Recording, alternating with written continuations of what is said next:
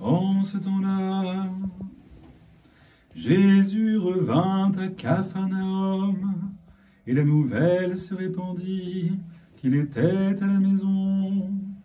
Aussitôt s'y rassembla tant de monde qu'il n'y avait plus de place même devant la porte. Et il leur annonçait la parole.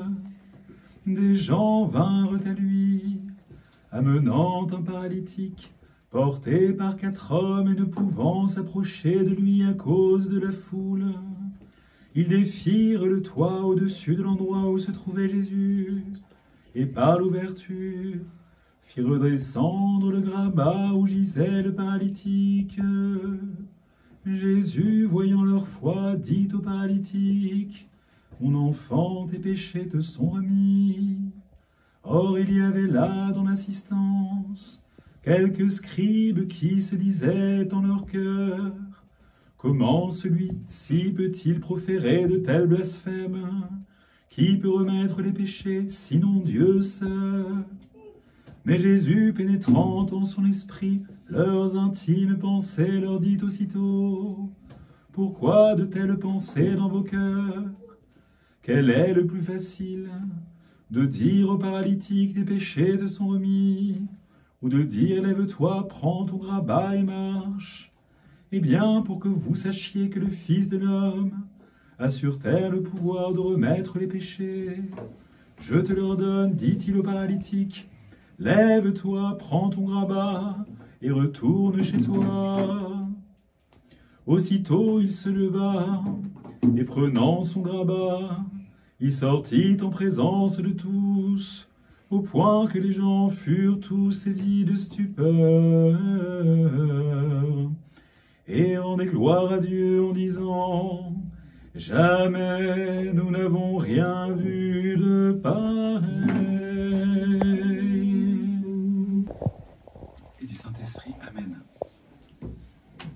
Bien-aimés frères et sœurs, aujourd'hui, nous sommes le 2e dimanche du Grand Carême, et l'Église, depuis le XIVe siècle, a placé ce 2e dimanche du Grand Carême sous le patronage, peut-on dire, de Saint Grégoire de Thessalonique, Saint Grégoire archevêque de Thessalonique, ou Saint Grégoire Palamas, puisqu'il est également connu sous son nom de famille. C'est un éminent moine spirituel et théologien de la fin de l'Empire romain d'Orient, de la période qu'on appelle en général byzantine, bien que cet adjectif soit assez inapproprié, il faudrait vraiment dire romain d'Orient, car le basileus, l'empereur de Constantinople, c'est toujours considéré comme le successeur de Constantin, le successeur de cette conversion de l'Empire romain au christianisme.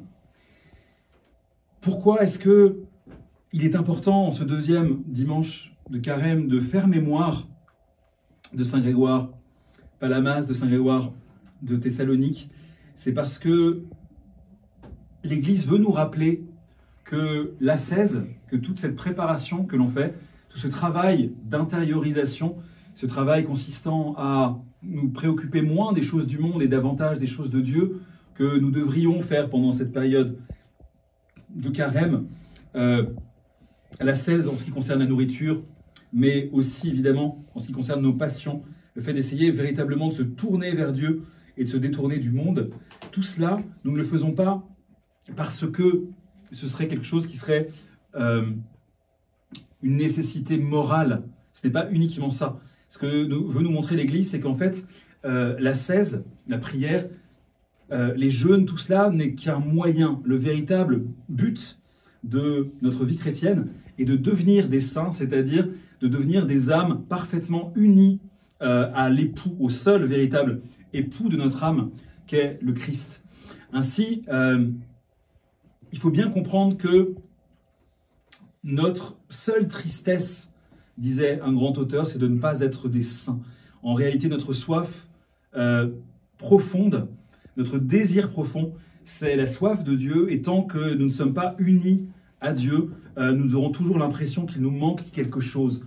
Dans ce monde moderne complètement déchristianisé, on voit bien la tristesse, on voit bien la dépression, on voit bien la perte de sens et de repères, et même dans nos vies, même nous qui pourtant sommes chrétiens, nous sommes trop souvent accablés par l'état du monde, par les épreuves que Dieu nous envoie, par une forme d'inquiétude ou de désespérance face à nos propres fautes. Et pourtant, tous ces sentiments-là, il faut les dépasser, car le christianisme véritable, notre appel véritable en tant que chrétien, est de faire comme l'a fait Saint Grégoire, c'est-à-dire trouver la complète paix intérieure, l'hésychia, en priant sans cesse, en invoquant le nom de Jésus, en répétant « Seigneur Jésus-Christ, Fils de Dieu, aie pitié de moi ». Saint Grégoire expliquait qu'avec cette évocation qu'il avait appris de son maître Philothée et qu'il avait pratiqué avec les moines du mont Athos, eh bien, on arrivait à un état intérieur d'union profonde, d'union indéfectible avec Dieu. Et quoi qu'il se passe à l'extérieur, eh bien, rien ne peut nous ravir cette union à Dieu, cette joie profonde. L'un des enjeux de la querelle théologique qu'il y a eu à cette époque, sur laquelle je ne vais pas revenir en détail, mais dont je vais dire quelques mots, c'était ça, c'est que on reprochait aux moines du mont Athos, Barlaam, le Calabrais, reprochait aux moines du mont Athos, en fait, d'être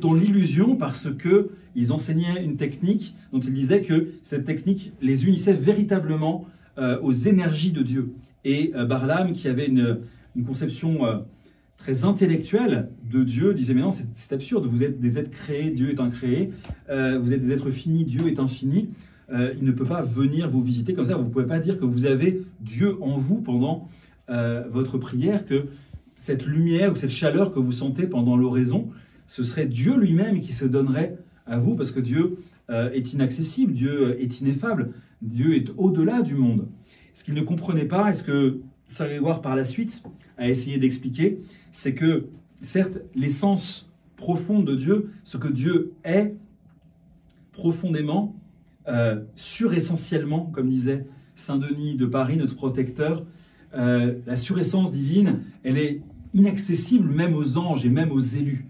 Personne ne connaîtra jamais Dieu comme il se connaît, c'est ce que disait Saint Basile. Il est inimaginable qu'une créature puisse connaître Dieu comme Dieu se connaît. Et pour autant, même si cette essence de Dieu restera à jamais inaccessible, incommunicable, imparticipable, il y a une partie de Dieu qui n'en est pas moins son être, qui n'en est pas moins de sa nature, en grec on appelle les énergies, qui elles sont communicables, sont participables, et c'est ça qui nous sanctifie.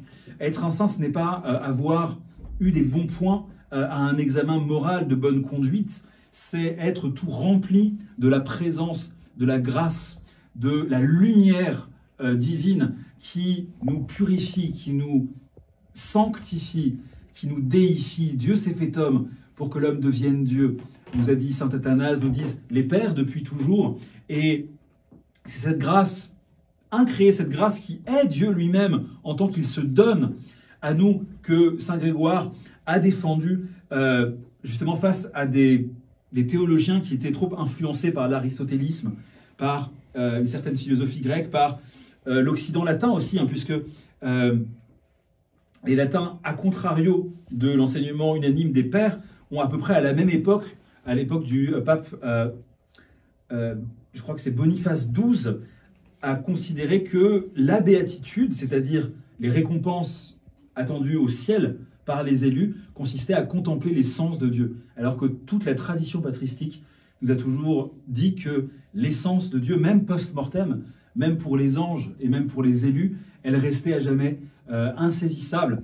Et c'est pour ça que Grégoire de Nice parlait de epectasis, c'est-à-dire la dynamique en Dieu, c'est-à-dire que les âmes ne finiraient jamais d'en apprendre davantage, de s'unir davantage et d'aimer davantage une divinité qu'ils ne finiront jamais de connaître pour l'éternité, parce que précisément Dieu est trop différent, il est trop haut, il est trop insaisissable pour nous pauvres mortels, et donc cette vision dynamique de l'état de l'âme post-mortem est infiniment plus proche de l'enseignement des pères que cette idée que la béatitude consisterait dans la contemplation de l'essence divine. On ne pourra jamais connaître l'essence divine, mais on peut s'unir à Dieu autant qu'il nous est possible. Et comme le dit saint Maxime le Confesseur, devenir aussi unis au feu que ne l'est le fer dans la fournaise. Prendre de Dieu sa chaleur, sa forme, son incandescence, et ainsi ne même plus être véritablement distinguable de Dieu tant on est rempli de sa présence, tant on est rempli de sa lumière, tant on est rempli de son amour. Puissions-nous, comme saint Grégoire de Thessalonique, vivre une véritable union avec Dieu, qu'elle dure pour toujours et nous amène à régner avec le Père, le Fils et le Saint-Esprit, maintenant et toujours, et pour les siècles des siècles. Amen.